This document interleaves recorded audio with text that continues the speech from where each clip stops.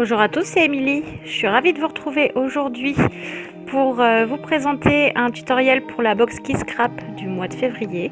Je remercie Karen de m'avoir proposé son invitation.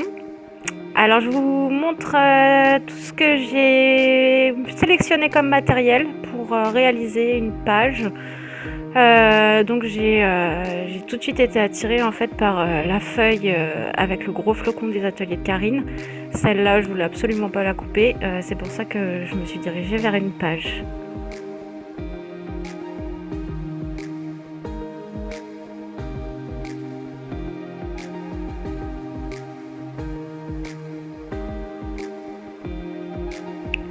J'ai beaucoup aimé aussi cette feuille de calque avec les petits flocons. Je savais que j'allais m'en servir sur plusieurs des réalisations que j'allais faire. Et là, je trouvais que ça donnait un petit côté neige supplémentaire, facile à mettre en place sur la page. Donc je l'ai juste déchiré et je la place sur le côté de ma page. Pour débuter ma page, enfin le fond, j'ai décidé d'utiliser la Distress Oxide qui s'appelle Dusty Concorde. C'est donc dans les tons mauves. J'ai posé mon pad sur un morceau de plastique que j'ai vaporisé avec mon spray à eau. Et j'ai tout de suite passé mon rouleau de sopalin pour atténuer un petit peu la couleur et surtout sécher pour pas que le papier gondole. Et j'ai passé après un petit coup de heat gun pour pouvoir continuer assez rapidement mon travail de fond. Après j'ai utilisé mon pinceau pour appliquer des taches directement sur ma feuille et je sèche toujours au heat gun.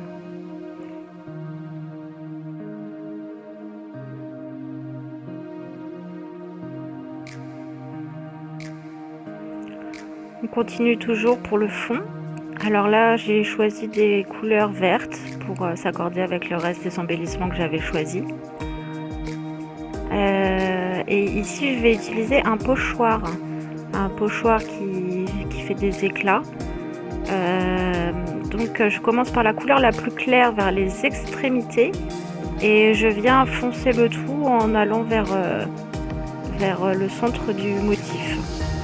Vous verrez que finalement ça sert pas à grand chose parce que avec la feuille de calque qui se retrouve par dessus, à la fin on se rend presque plus compte qu'il y a le pochoir en dessous.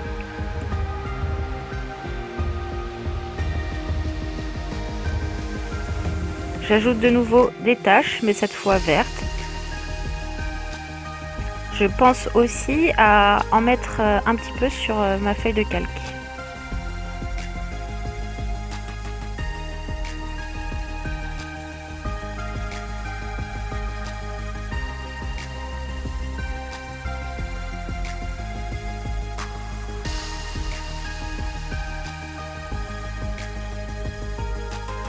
Je m'attaque maintenant à la photo. Je la mate sur un des papiers chou-flower que j'ai sélectionné. J'ai choisi un petit dégradé dans les tons mauve prune. Je coupe au cutter et la partie haute, je la déchire. Ça va donner un petit côté, l'endroit qui est blanc, ça va rappeler un petit peu la neige. Voilà, tout simplement. Et je trouve que c'est sympa, alors je décide d'utiliser l'autre morceau déchiré que je vais positionner sous ma photo. Ça va donner un petit peu de dynamisme à la page.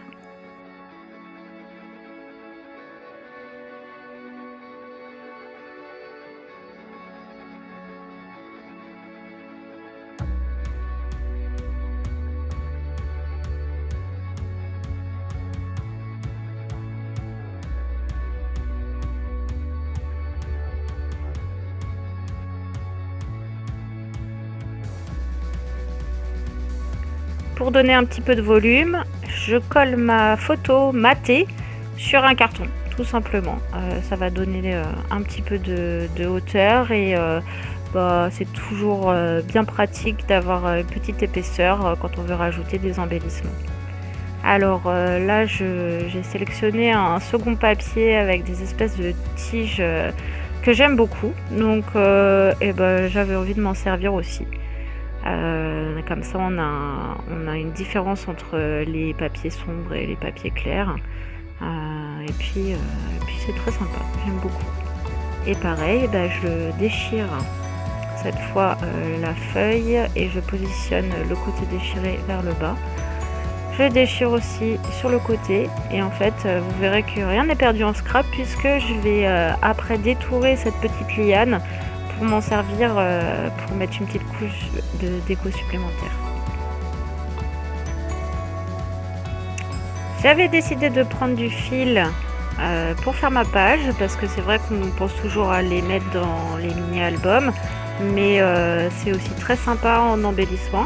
Et là du coup j'entoure tout simplement ma photo sur le côté avec ce joli fil vert et je le scotche tout simplement au dos.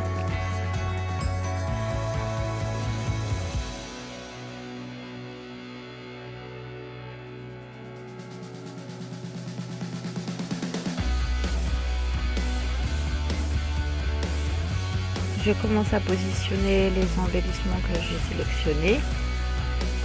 Et quand je tombe sur les petits mots, les petites étiquettes avec les mots, j'ai tout de suite envie de les coller sur une chute du papier mauve pour les faire davantage ressortir sur la page.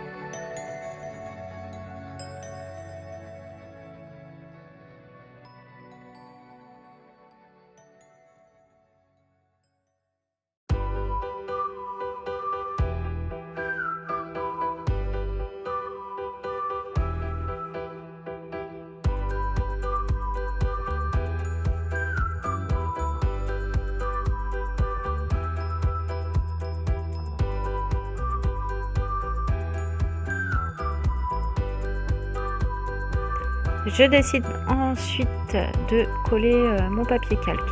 Alors je mets de la colle sur les bords, pas à l'intérieur parce que je ne savais pas du tout si elle allait être transparente au séchage. Ça il faut bien vérifier avant.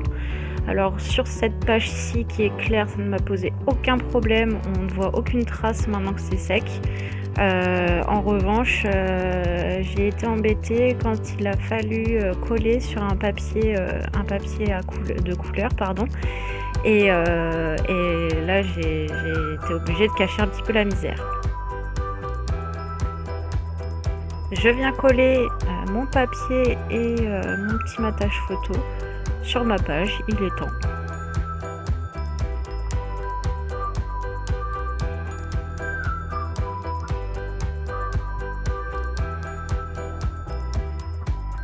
J'ancre ensuite les bords du flocon que j'ai laissé rond pour donner un petit peu de relief supplémentaire et je colle avec des carrés de mousse 3D. Je fais attention où je les positionne pour que la ficelle se retrouve entre ces carrés pour éviter les superpositions, que tout soit bien droit.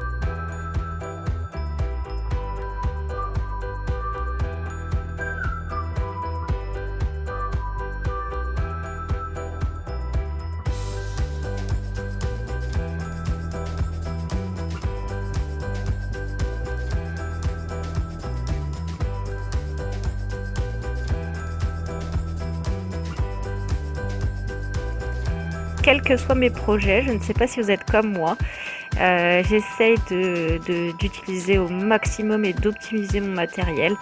Et là, du coup, il me reste une petite chute de mauve que je peux utiliser. Donc j'ai sorti mes dies flocons pour en rajouter quelques-uns sur la page.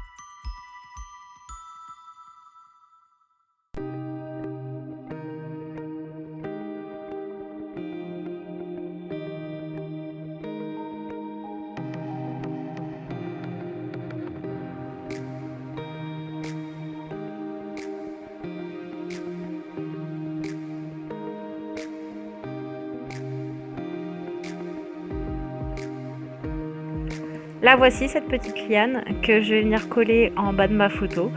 J'avais envie de la mettre en valeur, elle est super chouette, non?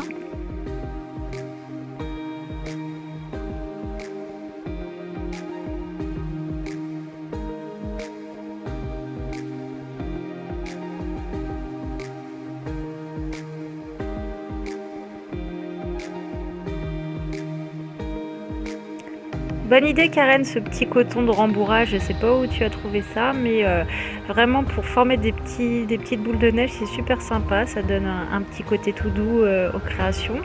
Et quand je l'ai vu, j'étais un petit peu surprise, mais en fait, je m'en suis pas mal servie, aussi bien sur la page ici que dans les autres projets.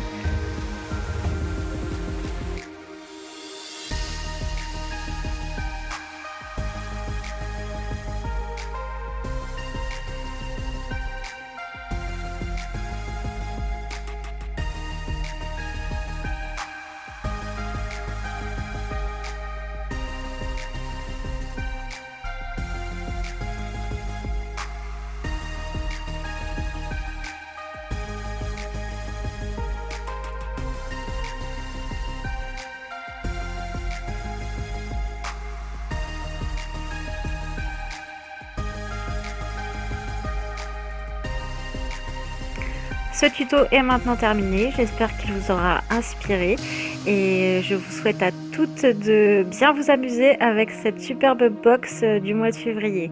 Je vous dis à très bientôt, au revoir!